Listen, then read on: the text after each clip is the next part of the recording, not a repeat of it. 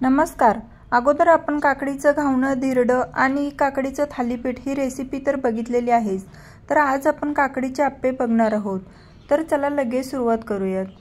त्यासाठी मी रात्री 2 डाळी भिजत घातलेल्या, 1 वाटी चण्याची डाळ आणि पाव वाटी उडदाची डाळ घेतलेली। तर डाळी रात्रभर छान भिजलेल्या आहेत। आता एकदा स्वच्छ धुवून घेतल्या आणि थोडंसं पाणी टाकून डाळी अगदी आपल्याला एकदम बारीक वाटून घ्यायच्या आहेत। तुम्ही बघू शकता मी अशी डाळ वाटून घेतलेली आहे आणि ज्या वाटीने आपण डाळ घेतलेली आहे त्याच वाटीने आपल्याला 2 वाटी ज्वारीचं पीठ घ्यायचं आहे। तर मी डाळी 2 बॅचमध्ये बारीक केलेल्या, तर दोन्ही डाळीमध्ये 1-1 वाटी पीठ टाकून मी मिक्सरमधून छानसं एकजीव करून घेतलेला आहे डाळी आणि ज्वारीचं पीठ। तर तुम्ही याची कन्सिस्टन्सी बघू शकता की पीठ कसं मी बारीक केलेलं आहे, जास्त पाणी घालायचं नाहीये। तर ह्या पद्धतीत करून घ्यायचं आहे। तर सर्व पीठ झालेलं आहे मिक्स आणि आता आपण हलक्या हाताने ह्याला 5 मिनिटं असं फेटून घ्यायचं आहे, म्हणजे बबल्स तयार झाले पाहिजेत ह्या पद्धतीत।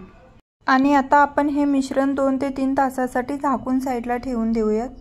अद्रकचा तुकडा, लसणाच्या 4 पाकळ्या आणि हिरवी मिरची हे आपल्याला बारीक करून घ्यायचं आहे। तर 3 तास झालेला आहे आणि तुम्ही बघू शकताय पीठ किती छान फर्मेट झालेलं आहे। फक्त 3च तास ठेवलेलं, तर असं वाटतंय की पीठ रात्रभर फर्मेट करायला ठेवलेलं की काय, पण नाही, अजिबात नाही। 3 तासासाठीच फक्त मी ठेवलेलं आणि तुम्ही बघू शकताय। तर आता आपण ह्याला छान मिक्स करून घेऊयात एकसारखं। तर आता जे आपण अद्रक, मिरची, लसूण जी बारीक करून घेतलेली होतं ती ह्याच्यामध्ये टाकून घ्यायचं।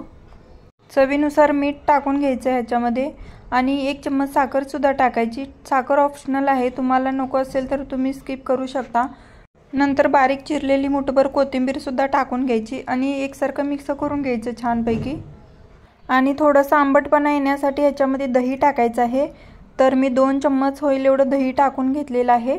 त्याच्यानंतर 1 काकडी घेतलेली मोठ्या आकाराची, तर तिची वरची साल काढून घ्यायची आणि थोडीशी आपण चेक करून बघायची काकडी कडू वगैरे तर नाही आहे म्हणून। तर काकडीची सालं काढून सुद्धा घेतली, किसून त्याच्यामध्ये टाकायचं आणि परत एकदा छान मिक्स करून घ्यायचं आहे हे एकजीव। त्यानंतर मी इकडं आप्पे पात्राला तेल सुद्धा लावून घेतलेलं आणि पात्र गरम झालेलं आहे। तर त्याच्यामध्ये आपण आप्पे सोडून घ्यायचे आहेत।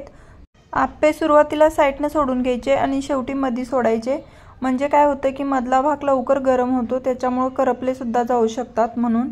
नंतर ह्याच्यावर झाकण ठेवायचं। आप्पे भाजतात तोपर्यंत आपण चटणी करून घेऊयात। तर 3-4 हिरव्या मिरच्या घेतल्या, कोथिंबीर घेतली आणि लसणाच्या पाकळ्या घेतलेल्या आहेत। खोबरं किसून घ्यायचं आहे किंवा ओलं खोबरं सुद्धा चालतं कापा काढलेलं। मूठभर शेंगदाणे घेतले आणि त्याच्यामध्ये गरजेनुसार पाणी ओतून आपल्याला बारीक दाटसर अशी चटणी वाटून घ्यायची। नंतर मी एक फोडणी बनवली, त्याच्यामध्ये फक्त जिरं आणि मोहरीच टाकलेली होती, तर त्याचा तडका दिला।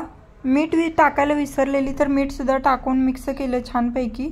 आणि दुसऱ्या साईडला आपले आप्पे सुद्धा छान भाजले गेलेले आहेत, तुम्ही बघू शकताय किती फुललेले पण आहेत आणि सहज निघतायत। तर पहिल्यांदा मधलेच आप्पे पलटी करून घेतले, पण सर्व आप्पे एकसारखेच भाजलेले आहेत। आणि हे काकडीचे आप्पे खूप पौष्टिक आहेत। ज्वारीचं पीठ, काकडी आणि डाळ असल्यामुळे हे शरीराला थंडावा सुद्धा देतात। तर उन्हाळ्यामध्ये सुद्धा हे रेसिपी खूप छान आहे। चॅनलला सबस्क्राइब सुद्धा करा।